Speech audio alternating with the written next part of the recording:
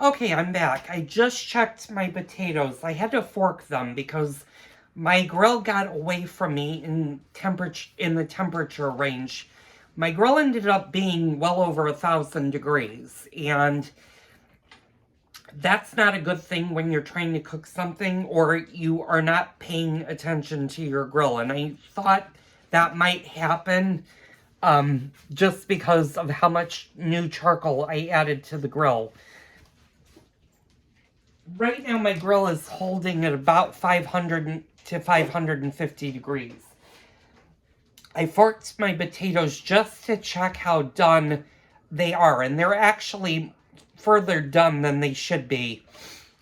And the reason they got done a lot quicker is because when you have a grill, if your grill is over 500 degrees, things are going to cook a lot faster than you anticipated.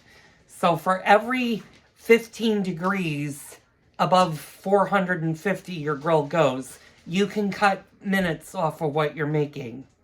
For example, a normal baked potato, if I held a consistency of 450 to 500 degrees on my grill, would cook in about an hour's time.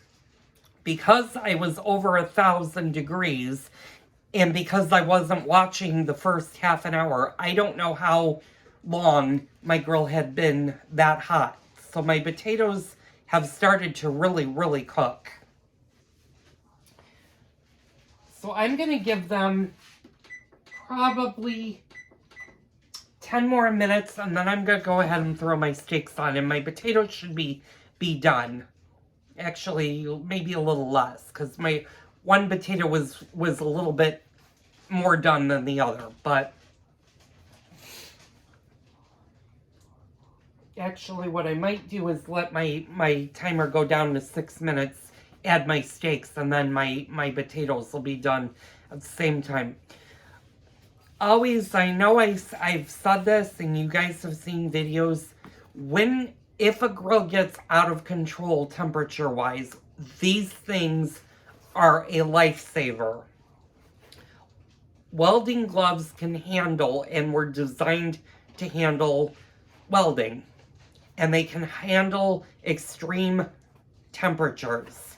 These are rawhide leather that can handle hot temperatures. Had I used a regular pot holder, had I used one of these, for example, with my grill getting over 1,000 degrees, this would have caught fire instantly and would have caused a significant burn. So I was thankful I had my welding gloves to maintain. If your grills get out of control, shut all of the vents. You can also gently lift the lids and allow airflow to get back into your grill. Don't put your lid back on because that will retain the heat. Give it a few minutes. If you have to take something off the grill while the grill is cooling, you can do that. I'm fortunate that because I have multiple layers in my grill, meaning I have different grates, I was able to put another grate on top of the grate that I was cooking my potatoes on. And that dropped my grill by about 150 degrees. Once I got my grill under 700 degrees, it was much easier for me to maintain its temperature and to actually cool the grill down. And my grill is at 500, which is perfect.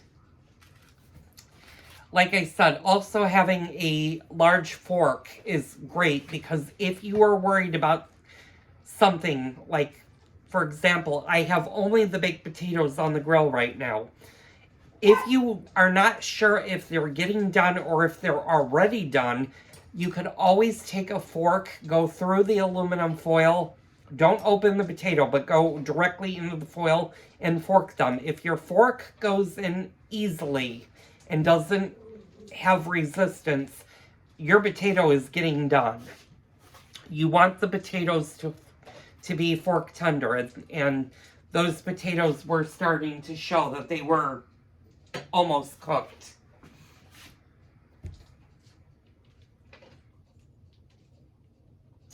So I'm getting down to about 6 minutes. I'm going to go ahead and take my steaks off. And like I said, my steaks are going to cook quite a bit faster than a normal steak would. If you like rare steaks, my time is going to be different. If you like rare steaks, you're going to cut a couple of minutes off of the cook time. These are going to cook in about 6 minutes. We're going to do 2 minutes per side to start, and then 2 minutes with the grill completely closed. If you like a rarer steak, you're going to do 1.5 minutes, 1.5 minutes, and then you're going to do 1 minute to 1.5 minutes for a rare steak. If you like your steak slightly more done and not pink at all, you're going to go a little longer. You're going to do 2 minutes, 2 minutes on each side, but you're going to do a full 4 minutes with your grill completely closed, meaning you're not introducing any air to it. I'm going to take you guys out as I throw these on the grill. It's going to be a little bit more tricky to do this because it is now getting dark outside. So hopefully I can show you this. I'm going to put you down for a minute.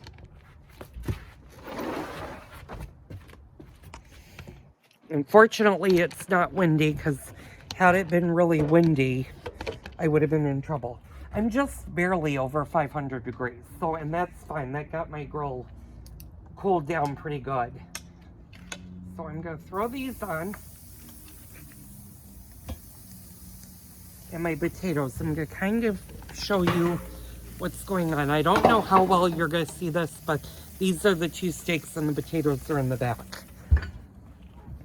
If I would have saved, if I had not had an all-out emergency with the grill, I would have showed you a flashover, but you have to be really careful, especially if your grill is really hot. My grill, again, I knew my grill was over 1,000 degrees because it was at the 2, and this is 700. This part would add another 200, and it was already over here. And I knew the grill was way, way too hot.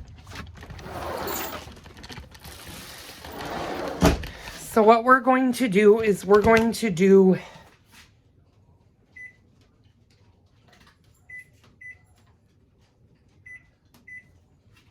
a minute 20 on the one side. And the reason is I've been out there for at least 40 seconds. My potatoes will be ready in about 4 minutes. So what you're going to do is after your 2 minute, if you set a 2-minute timer, at 2 minutes, you're going to flip your steaks over. When that 2 minutes is done, you're going to close all of your vents and let your grill cool down. Now, depending again on how rare you want your steak or how well done you want your steak, your last time will fluctuate. I'm going to do 2 minutes. So I'm going to do a 2, 2, and 2 minutes. So my steaks will have cooked for 6 minutes and they'll be perfect. If you want a little rarer, cut the last time in half. So instead of doing 2 minutes, you're going to do 1 minute. You're going to do 2 minute, 2 minute, 1 minute. If you want your steaks really rare, then cut all 3 times by 1 minute. Go 1 minute, 1 minute, 1 minute. Although the thicker your steak is, the longer it's going to take. So I'm going to stop the video. I'm going to go flip them. I'll be right back. Okay, and I'm back, and I just flipped the steaks, so I'm letting them go for the full 2 minutes. My grill shot back up to 550, and that's okay as long as it doesn't shoot back up to 1,000 degrees. Is fine. If your grill is incredibly hot, meaning you can't get it to drop below 600, cut your times down, because otherwise what you're going to do is you're going to burn your steaks. This is going to make a great charcoal steak. They're going to be perfect when my husband and I eat them. They're not going to need a lot of cooking time. Mine weren't that thick. They were about maybe a quarter to a half an inch thick. The really thick steaks are going to take a lot longer. So if you're doing a steak that's an inch or an inch and a half thick, you're going to go longer. This only applies to the ribeyes. Porterhouses and steaks that have two sides, like a fillet or a strip steak, are going to cook slightly different. And when I do a porterhouse steak video, I will show you the times, because those times are different on your grill. But if you have a person that, let's say one of you likes your steak well done while the other one doesn't like it, likes it more on the rare side, put the well done steak, the person that likes the well done steak, on the grill first and allow it to cook the first minute by itself. Then add your steaks. By the time their steak is fully cooked, yours will be nice and rare. So, I'm going to go out and I'm going to shut all of my vents.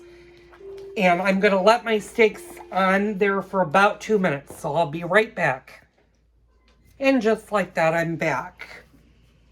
The last 2 minutes, and I may not go the full 2 minutes because my grill has been maintaining a higher than normal temperature, meaning that my grill has been over 500 degrees for almost this entire cook. So I may go a little less because we like our steaks more on the medium rare side than we do the medium well side. But once you close all of your grates, you're only going to flip your steak once. You're going to flip it, you're going to put them on the grill, you're going to let them go 1.5 to 2 minutes per side. So when the 1.5 ends, you're going to flip them and go another 1.5 to 2 minutes. When you do your final time, which in this case was 2 minutes, normally I would go 4 minutes, but this time I cut that in half. Don't flip them and do not open your grill. Just shut everything so that there is no air flowing. If your grill is able to take the airflow, not to have air going into your grill. If you have a gas grill, it's going to be different because you're not going to want to shut your vents down or your gas off. On a gas grill, you can do this. You can turn your heat source down and just allow your meat to cook for the 2 minutes. Don't open your vent, just turn your gas down to a very low setting. That way it won't cool as dramatically. The last time I did steak on a gas grill, it was different, and that was quite a while ago, so I don't quite remember everything I did. And we're going to pull off the steaks. So stay tuned while I go get the final product.